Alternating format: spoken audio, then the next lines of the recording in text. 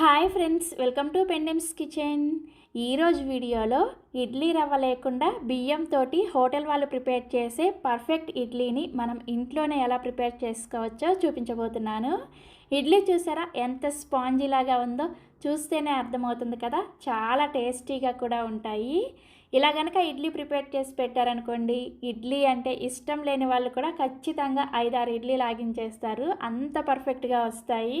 మీరు కావాలంటే ఈ పిండితో ఇలా స్పాంజ్ లాంటి ఇడ్లీలే కాకుండా చక్కగా దోశలు వేసుకోవచ్చు, గుంత పొంగనాలు వేసుకోవచ్చు, అదేవిధంగా పునుగులు కూడా ప్రిపేర్ చేసుకోవచ్చు. తప్పకుండా మీరు కూడా ఈ ఇడ్లీ రెసిపీని ఒక్కసారైనా సరే ట్రై చేసి చూడండి. సో ఇక ఏమాత్రం ఆలస్యం చేయకుండా హోటల్ వాళ్ళు బియ్యంతో ప్రిపేర్ చేసే ఈ ఇడ్లీలని మనం ఇంట్లోనే ఎలా ప్రిపేర్ చేసుకోవాలో వీడియోలోకి వెళ్ళి చూసేయండి. దీనికోసం ఫస్ట్ మనం పర్ఫెక్ట్గా పిండిని ప్రిపేర్ చేసుకోవాలి. ఈ పిండిని ప్రిపేర్ చేసుకోవడం కోసం ఇలా ఒక గిన్నెని తీసుకొని ఇందులోకి 2 కప్పుల దోసల బియ్యాన్ని వేసుకోండి. మీ దగ్గర దోసల బియ్యం లేకపోతే రేషన్ బియ్యం కూడా వేసుకోవచ్చు.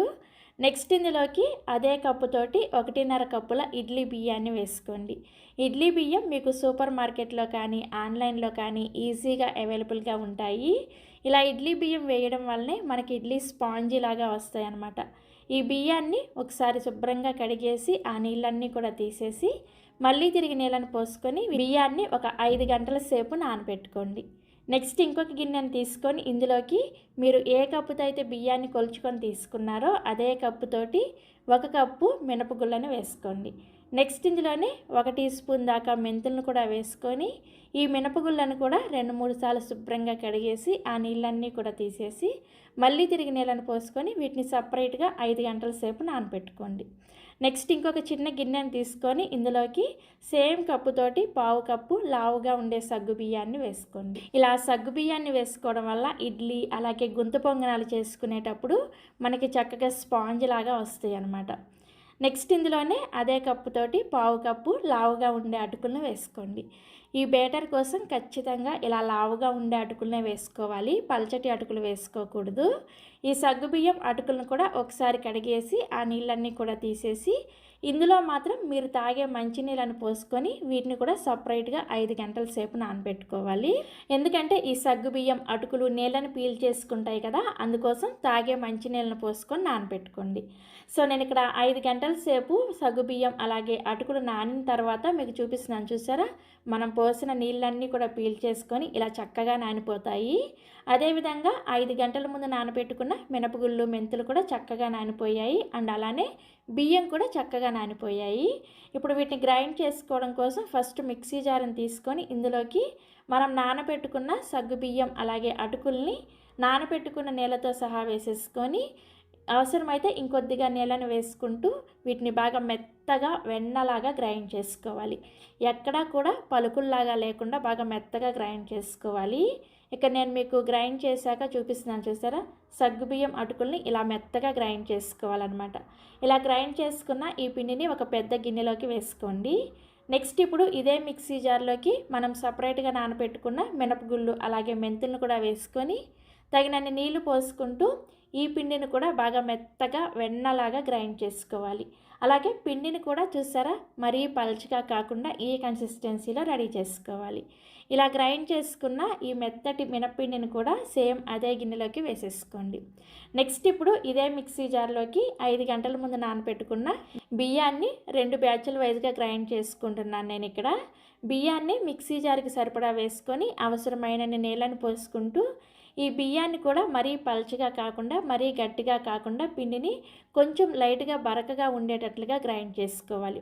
ఇంతకుముందు మనం గ్రైండ్ చేసుకున్న మినపప్పు అలాగే సగ్గు బియ్యం ఇవన్నీ కూడా బాగా మెత్తగా గ్రైండ్ చేసుకోవాలి. బియ్యం మాత్రం కొంచెం బరకగా గ్రైండ్ చేసుకోవాలన్నమాట. అప్పుడే మీకు ఇడ్లీ రవ్వ వేసినట్లుగా చాలా పర్ఫెక్ట్గా వస్తాయి. అంతేకాకుండా దోశలు వేసుకునేటప్పుడు కూడా క్రిస్పీగా వస్తాయి అన్నమాట. సో బియ్యాన్ని గ్రైండ్ చేశాక నేను చూపిస్తున్నాను చూడండి, కన్సిస్టెన్సీ ఈ విధంగా ఉండాలి. అంతేకాకుండా బియ్యం గ్రైండ్ చేసిన తర్వాత ఇలా మీరు చేత్తో పట్టుకొని చూస్తే మనకి బొంబాయి రవ్వ ఉంటుంది కదా, ఉప్మా చేసుకుంటాం, ఆ రవ్వలాగా తగలాలన్నమాట. ఇలా గ్రైండ్ చేసుకున్న ఈ బియ్యం పిండిని కూడా సేమ్ ఇదే గిన్నెలోకి వేసేసుకోండి. ఇదే విధంగా మిగిలిన బియ్యాన్ని కూడా గ్రైండ్ చేసేసుకొని ఈ గిన్నెలోకి వేసేసుకొని ఈ అన్ని పిండిలు కూడా బాగా కలిసేటట్లుగా మీ చేత్తోనే బాగా కలుపుకోండి. గరిటెతో కన్నా కానీ ఇలా చేత్తో కలుపుకుంటేనే పిండి చక్కగా కలుస్తుంది. సో పిండి అంతా కూడా ఇలా చక్కగా కలుపుకున్న తర్వాత దీని మీద మూత పెట్టేసి ఈ పిండిని రూమ్ టెంపరేచర్లోనే ఒక 8 గంటల సేపు ఫర్మెంట్ చేసుకోవాలి. మీరు చక్కగా ముందు రోజు నైట్ ఈ పిండిని గ్రైండ్ చేసేసుకున్నారనుకోండి, ఉదయాన్నే మీకు ఇడ్లీ కావాలంటే ఇడ్లీ వేసుకోవచ్చు. మీ ఇంట్లో వాళ్ళకి దోశ కావాలన్నా, పొంగనాలు కావాలన్నా, ఏవి కావాలన్నా ఫటాఫట్ వెంటనే రెడీ చేసేసేయచ్చు. సో నేను కూడా ఇక్కడ ముందు రోజు నైట్ గ్రైండ్ చేసేసుకొని నెక్స్ట్ డే ఉదయాన్నే మీకు చూపిస్తున్నాను చూసారా, పిండి చక్కగా పులిసి ఈ విధంగా పొంగి ఉంటుందన్నమాట. పిండి ఎక్కువగా పొంగుతుంది అని డౌట్ ఉన్నప్పుడు ఈ గిన్నె కింద ఇలా ఒక ప్లేట్ పెట్టుకున్నారంటే పొంగిన పిండి కింద పడకుండా గిన్నెలో పడుతుంది అనమాట. లేదంటే మీరు 2 గిన్నెల్లో కూడా పిండిని సపరేట్గా పెట్టుకోవచ్చు. సో ఇలా పొంగిన పిండిని గరిటెతో ఒకసారి బాగా కలుపుకొని ఇందులో నుంచి మీకు కావాల్సినంత పిండిని ఒక గిన్నెలోకి తీసుకోండి. సో ఇలా కావాల్సినంత పిండిని తీసుకొని ఇందులోకి రుచికి సరిపడా ఉప్పుని వేసుకొని కలుపుకోండి. ఇంకా ఇందులో ఎక్స్ట్రాగా నీళ్ళు ఏమీ వేసుకోవద్దు. పిండి కన్సిస్టెన్సీ చూడండి, ఈ విధంగా ఉండాలన్నమాట.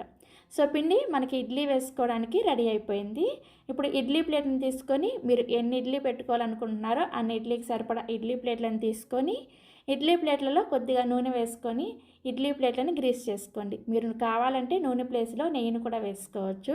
సో ఇడ్లీ ప్లేట్లని నూనెతో ఇలా గ్రీస్ చేసుకున్న తర్వాత నేను ఆల్రెడీ ఇడ్లీ పాత్రలో నీళ్ళను పోసుకొని మరిగించుకుంటున్నాను.